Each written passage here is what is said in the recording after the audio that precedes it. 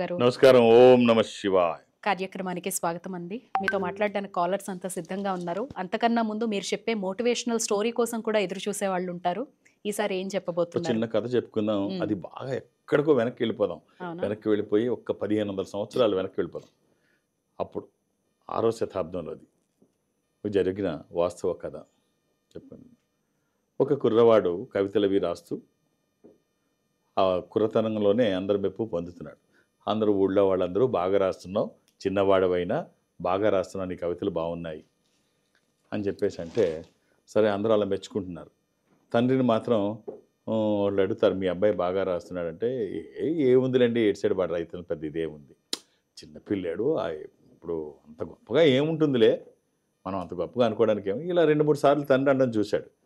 ఇంతకంటే దుర్మార్గం ఏముంటుంది, నేను ఎంత కష్టపడి రాస్తే ఊరంతా మెచ్చుకుంటున్నారు, నా తండ్రికి మాత్రం లోకువ, ఇలాంటి తండ్రితోనా, ఏదో ఇప్పుడు ప్రతిభని మెచ్చుకోకుండా కించపరుస్తుంటే ఎక్కడో ట్రిగ్గర్ అవుతుంటుంది అది. పాపం ఆ రోజుల్లో ఆ పిల్లాడికి ఏంటో తండ్రి మీద ఒక్కసారి కక్ష పెట్టుకొని తండ్రిని చంపేస్తే బాగుండు అనుకుంటాడు. ఒక బండరాయి తీసుకొని తల మీద కొట్టేద్దాం అనుకుంటాడు.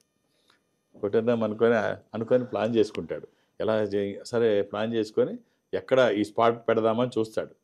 ఇంటికి వెళ్తాడు. ఇంటికి వెళ్తే అప్పుడు తల్లి ఆ, భర్తతో అంటుంది. కొడుకు వింటుంటాడు. ఏంటండి అసలు మీరు, వాడి అంత కష్టపడి కవితలు రాస్తూ ఉంటే ఊరంతా మెచ్చుకుంటుంటే చిన్నపిల్లాడు అని మెచ్చుకుంటుంటే వాడిని ఎప్పుడూ కించపరుస్తూ మాట్లాడతారు, ఒక్కసారి కూడా బాగుందని అనరు, ఏం పద్ధతి మీకు ఇది, పిల్లల్ని ఇలా చేయడం బాగుందా అంటే, పిచ్చిదానా, నీకంటే నాకు వాడంటే ప్రేమ ఉంటుంది, తండ్రి పిల్లల్ని పొగిడితే ఆయక్షీణం, కాబట్టి నేను తెలిసి ఆ తప్పు చేయను, నా కొడుకు వృద్ధిలోకి రావాలనుకుంటాను కానీ ఆ, ఇలాగ అవ్వాలని నేను కోరుకోను, అందరికంటే ఎక్కువ నాకు ఉంటుంది అని ఆ మాట వింటాడు.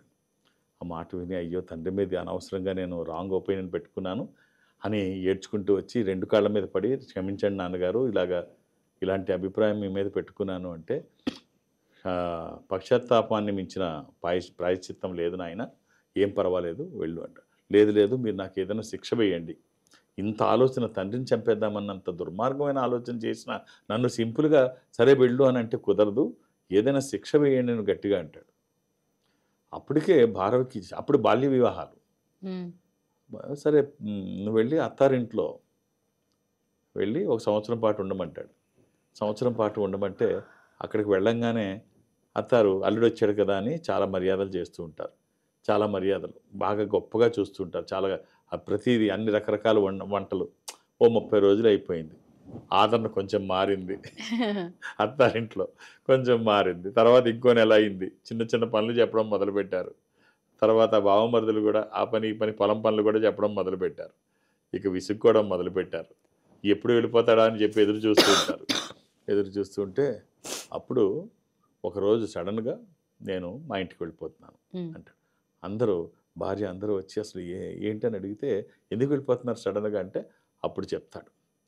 నేను మా నాన్న నాకు ఇలా శిక్ష వేశాడు, మీ ఇంటికి వచ్చి ఉండమన్నాడు, మీ ఇంటికి వచ్చి ఉన్నాను, ఆ శిక్షాకాలం పూర్తయిపోయింది. అందరూ ఆశ్చర్య, అయ్యో అనవసరంగా ఇలా చేశాం, మీరు వచ్చింది ఎందుకా అని చెప్పి, లేదు ఏం పర్వాలేదు, మీ ఇంట్లో నాకు అంతా మంచి జరిగింది, నా ఖాళీ సమయంలో ఇక్కడ కూర్చుంటూ మీ పనులు చేస్తూ మీలో ఒకటిగా ఉంటూ నాకు అవకాశం దొరికినప్పుడల్లా నేను మంచి కవితలు, మంచి కావ్యాలు రాసుకున్నాను అని చెప్పేసి చూపించి, ఆ తర్వాత అక్కడ రాసినటువంటి కావ్యాల్లో ప్రముఖమైనటువంటిది కిరాతార్జునీయం, ఆ రాసిన బాలుడు భారవి.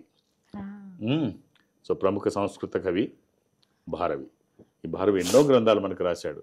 అందులో ముఖ్యంగా ఈ కిరాతార్జునీయం అంటే అర్జునుడు శివుడి కోసం తపస్సు చేసే ఆ సంఘటన ఒక అద్భుతమైన, అంటే మనకి కాళహస్తి సంఘటన. ఉమ్, శివుడు బోయివాడి వేషంలో వచ్చినప్పుడు అర్జునుడు తపస్సు చేస్తే అక్కడ ఉన్న పందిని అర్జునుడు కొడితే, అంతకంటే ముందు బోయ రూపంలో ఉన్న శివుడు కొడితే, అక్కడ మనకి వేటూరు వారి ఒక అద్భుతమైనటువంటి సన్నివేశం రాస్తాడు. ఆ కాన్వర్సేషన్ ఇద్దరికీ జరిగేటువంటిది.